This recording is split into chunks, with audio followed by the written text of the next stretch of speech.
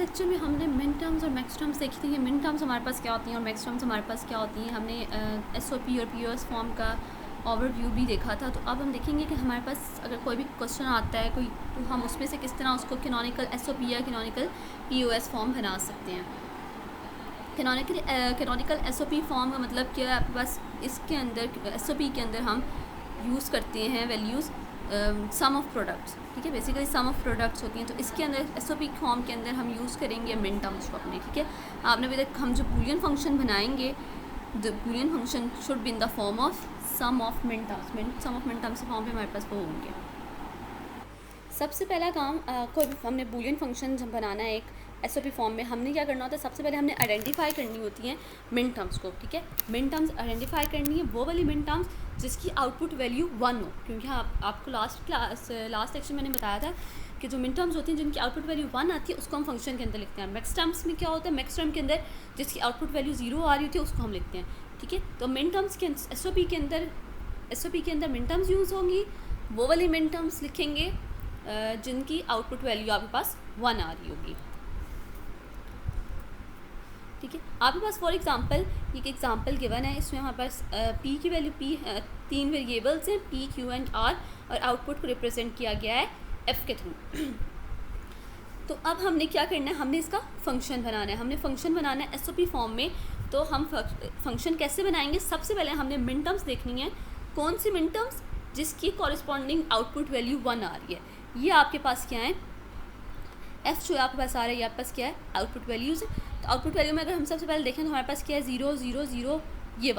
आपके पास यहाँ पे आउटपुट वैल्यू क्या आ रही है, 1 आ रही है। ये मिन टर्म कौन सी है, इसको मिन टर्म को अगर देखें तो यहाँ से स्टार्ट करें 0 1 2 3, ये मिन टर्म 3 है। M3 आपके पास एक M3 आ गई है, फिर यहाँ पे फिर 0, फिर ये 1 है, फिर M5 M6 M7, ठीक है। तो हमारे पास 4 मिन टर्म्स हैं, एक M3 M5 M6 और M7। अगर इसकी आप वैल्यूज़ देखें पी क्यू आर फॉर्म में, तो हमने सबसे पहले इसमें देखें पी की वैल्यू इसमें क्या है, सॉरी इसमें आप देखें पी की वैल्यू 0 है। तो पी की वैल्यू 0 को रिप्रेजेंट कैसे करते हैं हम, पी बार से, ठीक है। पी बार क्यू आर, ठीक है। ये आपके पास है पहले मिन टर्म क्या है, पी बार क्यू आर। सेकेंड पे अगर आप आएँ, यहाँ पे पी की वैल्यू क्या है 1, तो कॉम्प्लीमेंट नहीं आएगा, बार नहीं आएगी, पी सिंपल, पी क्यू की वैल्यू 0, तो Q bar, P Q bar और आर। सेकेंड मिन टर्म आपके पास क्या है, पी क्यू बार, यहाँ पे आपको ये गिवन है। थर्ड देखेंगे आपके पास, तो पी क्यू आर बार, ठीक है, पी क्यू आर बार। आपके पास जो स्लैश लगी हुई है इसके आगे आपको कॉमा से नज़र आ रहा है, ये आपके पास इसके बार को रिप्रेजेंट कर रहा है। लास्ट आपके पास जो है M7 है, वो हमारे पास क्या है, पी क्यू आर, ठीक है। तो एक तरीका तो आपके पास इस फंक्शन को लिखने का ये है कि आप इसको ऐसे लिख लें, M3 M5 M6 M7, या फिर आप कैसे लिख सकते हैं इसको, F is equals to sigma minterms के अंदर एसओपी फॉर्म में आप ये साइन यूज़ करते हैं, ठीक है। एसओपी में आप यूज़ करते हैं सिग्मा स्मॉल एम किसको रिप्रेजेंट कर रहा है, मिन टर्म्स को। कौन कौन सी मिन टर्म्स आपके पास, 3 5 6 और 7, ठीक है। इस तरह से हम क्या करते हैं, हम किसी भी वैल्यू किसी भी ट्रुथ टेबल पे से एक बूलियन फंक्शन बना सकते हैं। अब हम आते हैं कैनोनिकल पीओएस फॉर्म में, कि पीओएस फॉर्म में हमारे पास क्या है, पीओएस फॉर्म में हमें पता है मैक्स टर्म्स यूज़ होती हैं। मैक्स टर्म्स यूज़ करने के लिए हमें क्या करना है, सबसे पहले हमने मैक्स टर्म्स को आइडेंटिफाई करना है। मैक्स टर्म्स कैसे आइडेंटिफाई करेंगी, वो मैक्स टर्म्स होंगी जिसके कॉरेस्पॉन्डिंग वैल्यू आपके पास आउटपुट वैल्यू क्या आ रही हो, 0 आ रहा है, ठीक है। तो जिसकी भी आउटपुट वैल्यू 0 आ रही होगी वो हमारे पास क्या हो जाएगी, मैक्स टर्म हो जाएगी।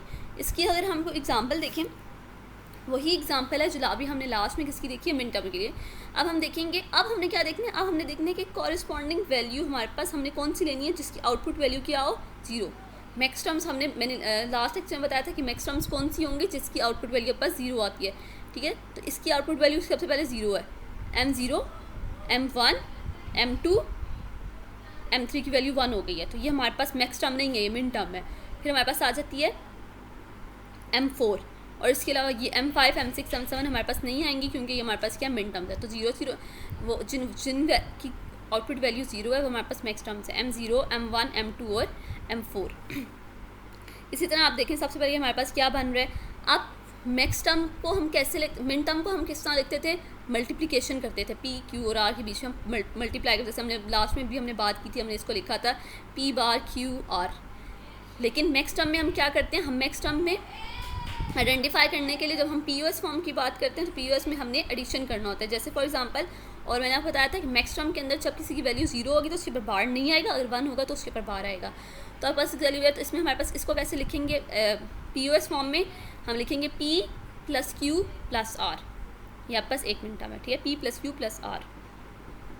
दूसरी वैल्यू क्या आ जाएगी, P + Q + R बार, क्योंकि R की वैल्यू 1 होगी है।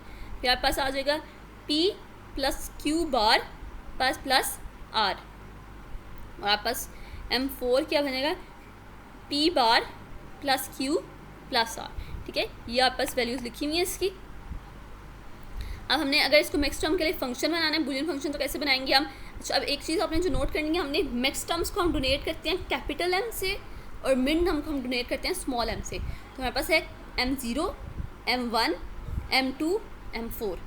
या फिर दूसरा ऑप्शन क्या, हम कैसे इसको बुलियन फंक्शन को रिप्रेजेंट कर सकते हैं, फिर पाई मिन टर्म्स, सॉरी SOP के अंदर हम सिग्मा यूज़ करते थे, POS के अंदर हम पाई यूज़ करें। कैपिटल M आपके पास मैक्स टर्म को रिप्रेजेंट करें, और मैक्स टर्म हमारे पास कौन कौन सी, 0, 1, 2 और 4, ठीक है। इस तरह से हम फंक्शंस बना सकते हैं POS फॉर्म के भी और SOP फॉर्म से भी।